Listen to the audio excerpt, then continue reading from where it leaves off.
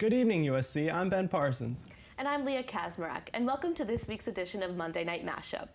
Our lead story tonight, former South Carolina governor and current U.S. ambassador to the United Nations Nikki Haley stated President Trump's fire and fury comment about North Korea's nuclear program was not an empty threat. Haley reiterated that the Defense Secretary James Mattis has a wide variety of options to destroy the nation of 25 million people. Haley said, "We wanted to be responsible and go through all diplomatic means, but if North Korea keeps on with this reckless behavior, the United States has to defend itself."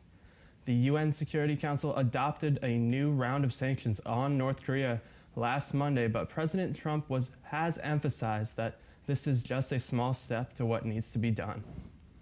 President Donald Trump told reporters on Thursday, quote, "We're working on a plan for DACA."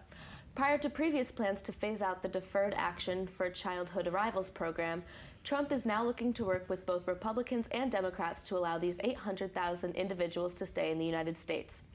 In August of 2016, while running for office, Trump announced plans to, quote, "immediately terminate the DACA program," saying that, quote, "no one will be exempt from enforcement." After announcing plans to support DACA, the president received mixed opinions from the Republican Party. Representative Dave Bratt, a Virginia Republican, says border control was, quote, "what the whole campaign was about," and that this new support for DACA would send the wrong message. South Carolina Republican Senator Lindsey Graham applauds the president on this movement. Ben, what do you think of Trump's shift in thinking? Do you think this will be beneficial to the United States? I think it's going to be beneficial to the United States, but what I don't understand is how quickly Trump changed his mind.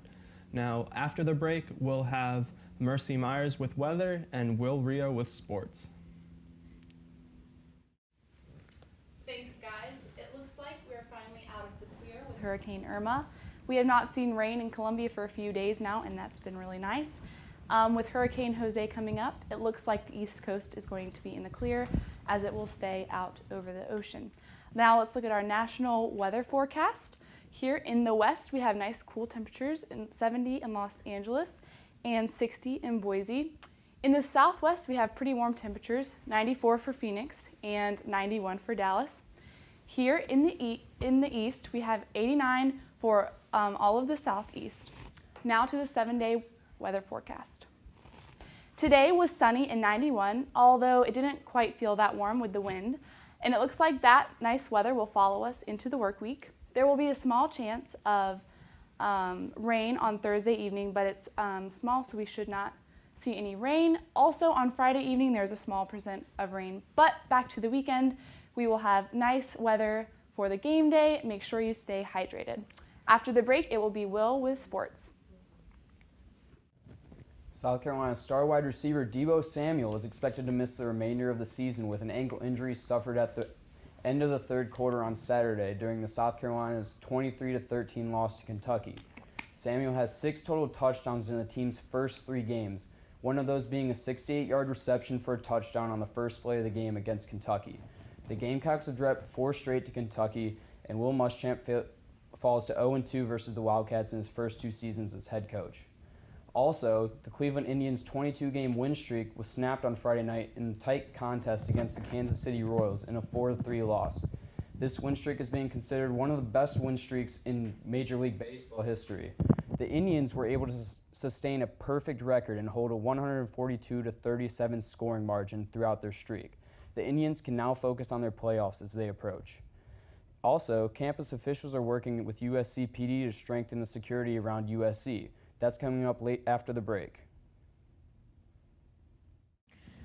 Thanks, Will and Mercy. Here today we have with us Catherine Stoudemeyer, USC's Chief of Staff to the Student Body President. Catherine, can you tell us, with the increased safety concerns in Columbia, can you tell us how the student government is working with local police departments to up the safety and make students feel better on campus? Of course. So something we're really focused on is improving our relationship with USC PD and Columbia PD because that's so important to our student safety. And something that all of us really want to promote is the Rave Guardian app because you hear a lot about it at freshman orientation and at a lot of freshman events, but you don't really know what it is or what it does. And so you can actually send anonymous text messages to the police station. You can send photos. You can walk home safely, and if you're not there by a certain time, it'll call your emergency contacts. And perhaps most importantly, it works off campus because our off-campus students are a division that we're really focused on improving their safety. Yeah, because so many students here do live off campus and it can get a little unsafe outside of campus. Right. Thank you so much, and we sincerely appreciate your efforts to increase the safety here on campus. Well, that's all we have today for this week's of Monday Night Mashup. Be sure to follow us on Twitter at SGTV News 4. From SGTV, I'm Leah Kazmarek, and we'll see you next week. Carolina, forever to thee.